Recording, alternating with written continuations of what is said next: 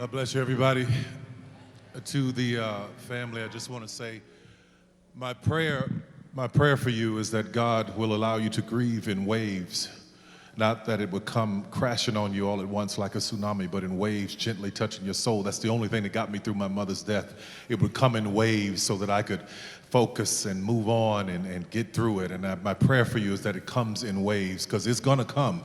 You can't work it away. I tried that. You can't drink it away. I tried that. You gotta let it come the way it comes. And my prayer is that it comes in gentle waves to your soul. So that's what I've been praying for you. My mother died in 2009, and it was her who introduced me to the voice of Aretha Franklin. We would be driving up to the country, and she would have the music blasting. And I could tell what my father had done by the music she was playing. If she was playing Respect or Think, I knew he had done something wrong.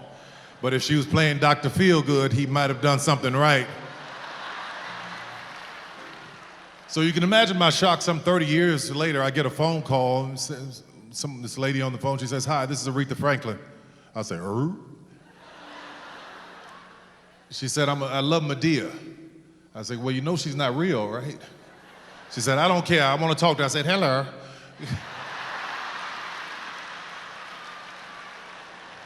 She loved to laugh. She would invite me to things over the years, and we would sit and talk. She'd want me to come back in the dressing room, but I couldn't stay in there too long, because in the dressing room she would have the heat somewhere between 85 and double hell. She loved it warm in there, but we talked over the years. When I found out she was ill, I called her up, and I was talking like Medea, making her laugh a little bit. And the last time that I saw her performance at the Kennedy Center Honors that everybody's talking about, I was there. I was up in the box with President Obama. She comes out and she starts singing, and all of these upright, stiff politicians are all over the place. But when she sang, all of that went away. All that pomp and circumstance and pretension went away. She brought them all to their feet so they can bow to the Queen of Soul. It was a wonderful moment, and as I'm standing there and I'm applauding, President Obama's in front of me, he turns to me, he said, "That's why she's the Queen of Soul." And I started thinking about that when I found out she was ill. The Queen of Soul, the soul, the Queen of Soul. What does that mean? Well, the soul is the spirit created by God, which dwells in our flesh.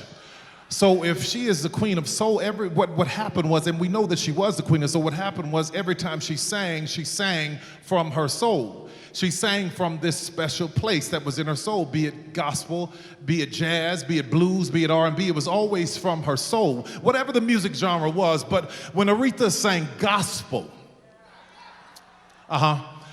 something happened. Something would shake the room. When Aretha sang Amazing Grace, how sweet the sound. It never sounded any sweeter than it did coming from Aretha.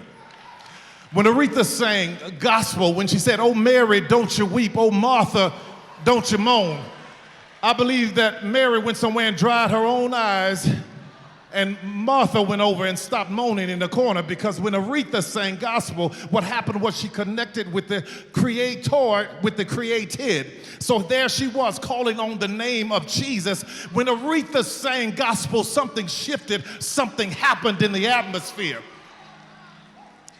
And what I'm glad about is that I had an opportunity to know this woman, to know that she had this power to stand in between all these different genres and touch us in all these different ways. I am grateful to her. Family, my prayer for you, I want to be very brief because I know we've been here for a while. My prayer for you is that that the grief comes in waves and you can make your way through it.